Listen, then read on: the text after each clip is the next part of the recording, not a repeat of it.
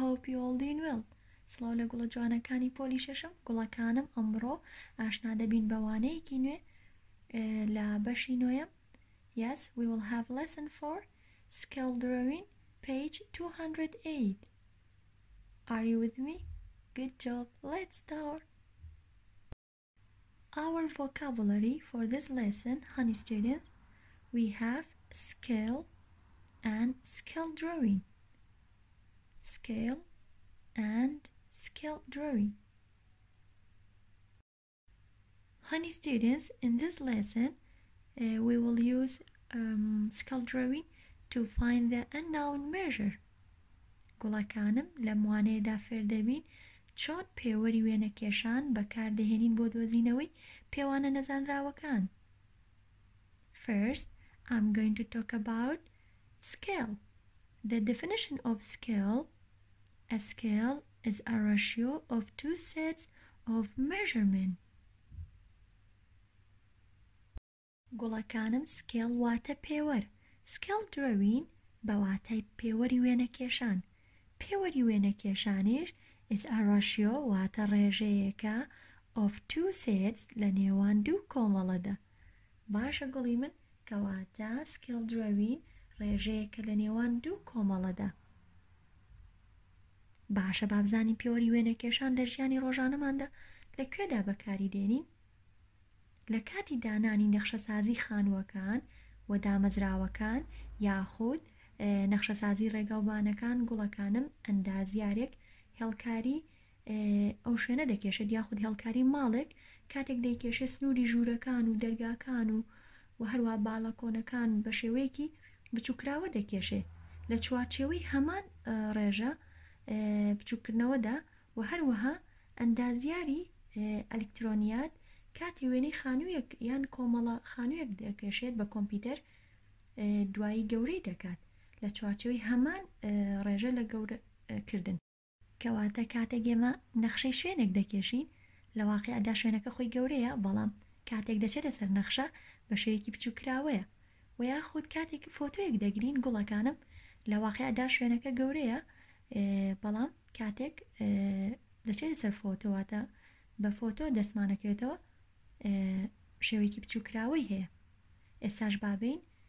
نمونەیەک لەسەر scale drawing شیکارکەین لەگەڵ مایت.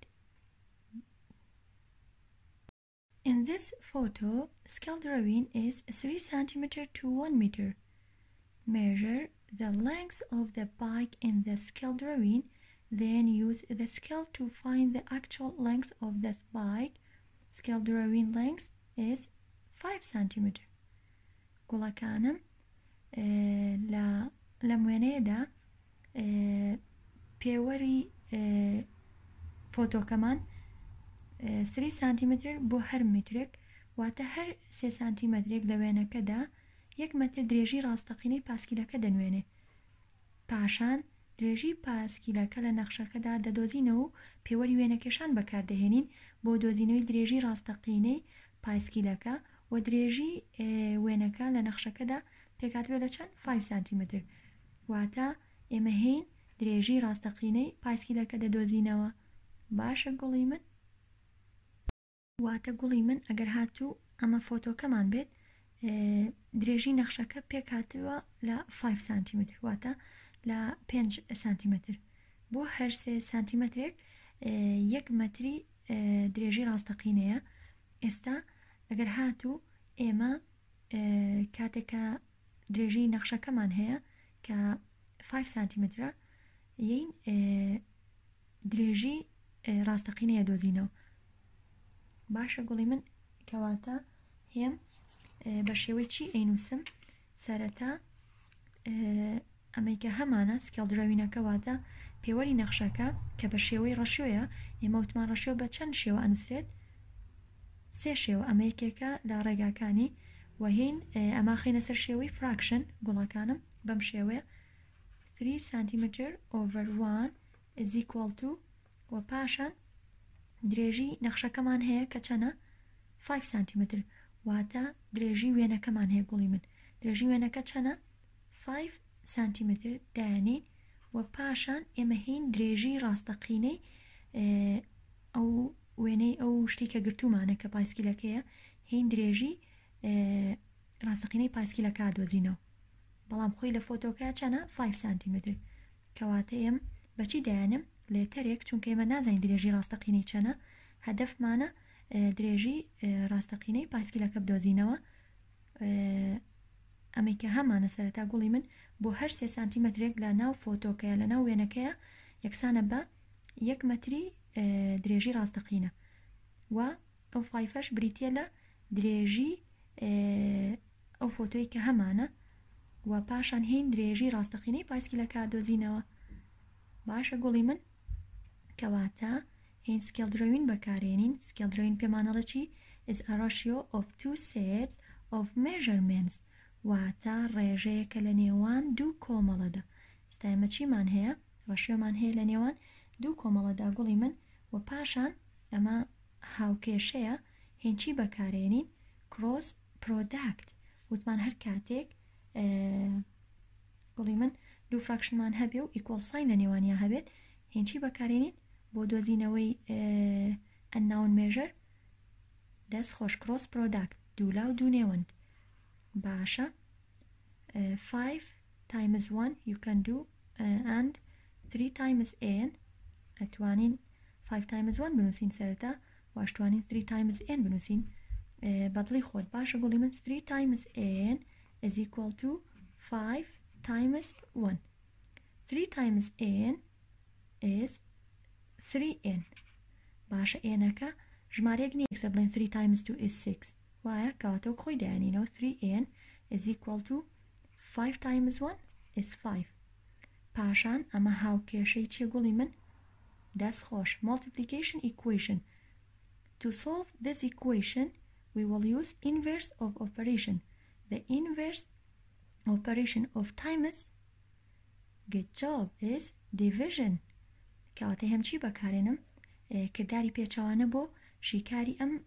هاوکێشەیە کردداری پێچەوانەی کردداری لەگدانیش پێک هاتووە لە کردداری دابش وتمان هەموو دابشێکیش بە شێوی چیە نووسین بە شێوی فراکشن کەواتە هەردوو لای هاوکێشەکە دابشی ئەو ژمارەیە دەکەم کە لەگەڵ گۆڕاوەکە هەیە تکایە دابشی ئەو ژمارەی دەکەین کە لەگەڵ چی لەگەڵ ڤاریبڵەکە ئێستا کام ژمارەی لەگەڵ ڤاریبڵەکە 3 or 5 3 بۆ ئەوەی n بەتەنها بمێنێتەوە باشە گوڵی من so divide by 3 and also this side divide by 3 ئەم دوانیان چی دێت simplify بێ کورتە بێتەوە و پاشان 3 divide by 3 is 1 times گوڵی من 1 times n is equal to 5 over 3 1 times n is n why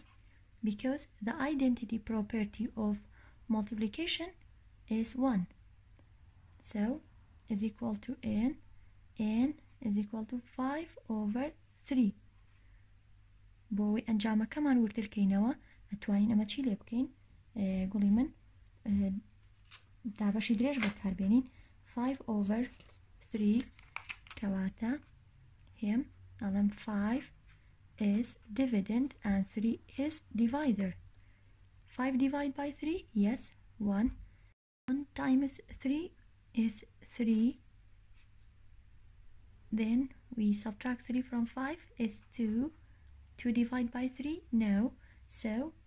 we add 0 and put the decimal point in the quotient 20 divided by 3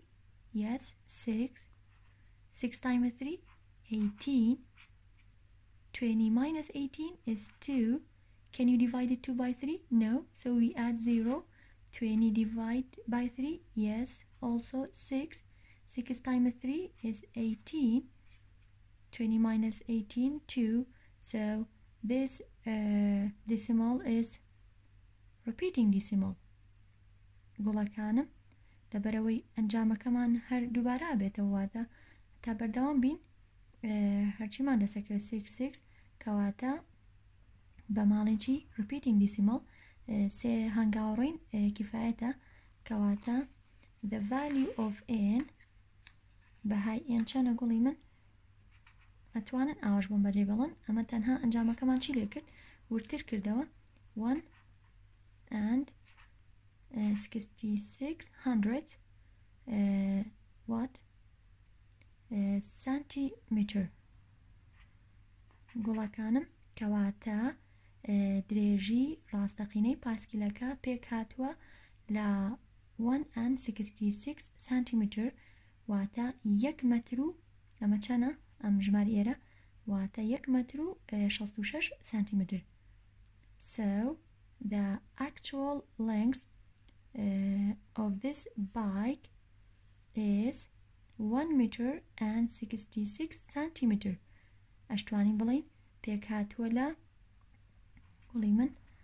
وتمان 1 مەتر یەکسانە بە چەند سانتیمتر 100 centimeter. Good job. So ئەتوانین بڵین یەکسانە بە 166 centimeter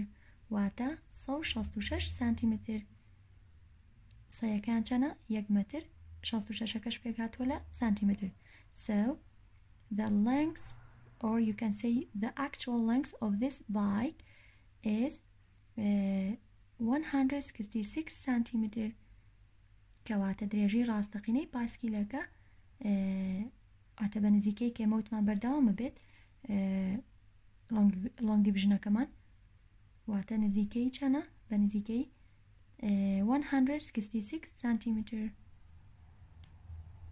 Now, honey students, we have more example. Find the unknown dimension. Scale is 2 centimeter to 7 meter. Drawing length is 8 centimeter. So, we will find actual length. گوڵەکانم ئێستا ئێمە هین دووری نەزانراوە دۆزینەوە کاتێک پێوەرەکەمان پێکاتبێ لە چی بۆ هەردوو سانتیمەترێک لە نەخشەکەمانە یاخود لەو وێنەی کە گرتومانە پێکدێت لە 7 میتر واتە بۆ هەردوو سانتیمەترێک درێژی ڕاستەقینە پێگێ لە چەند 7 میتر بۆ هەردوو سانتیمەترێک و درێژی نەخشەکەی کە هەمانە درێژی ئەو وێنەی کە هەمانە پێکاتوە لە 8 سانتیمەتر خۆی باشە گوڵی من ئەی باشە درێژی ڕاستەقینەی ئەو شتەی کە وێنەمان گرتووە یاخود نەخشەیمان بۆ کێشاوە چەنە هین چی بەکارێنین پێوەری وێنە کێشان گوڵەکانم بەم شێوە ئەینووسین ئەوەی کە کێشاومانە لە بەشی سەرەوەیە drawing و ڕاستەقینەش لەکوێ درێژی ڕاستەقینە لە بەشی خوارەوە بە شێوەی چی وتمان بە شێوەی ڕەشیە ئەینووسین و وتمان ڕێژەیەکە لە نێوان دوو کۆمەڵەدا واتە کێشان و یاخود وێنەگرتن و لەگەڵ باسی چیمان کرد درێژی ڕاستەقینە وە کێشان هەمیشە بە چییە یەکێکی بچووکتر کە سانتیمتر و بەشی خوارەوە کە ڕاستەقینەیە بەچی یەکێک میتر هەمانە گوڵی من بەم شێوەیە و پاشان هین گوڵی من کێشانەکەمان پێک هاتووە لە چەند بۆ هەردوو سانتیمترێک واتە بۆ هەردوو سانتیمترێک درێژی پێک هاتووە لە چەند درێژی ڕاستەقینە پێک هاتووە لە 7 میتر is equal to پاشان ئەو وێنەیە یاخود ئەو نەخشەی کە هەمانە پێک هاتووە لە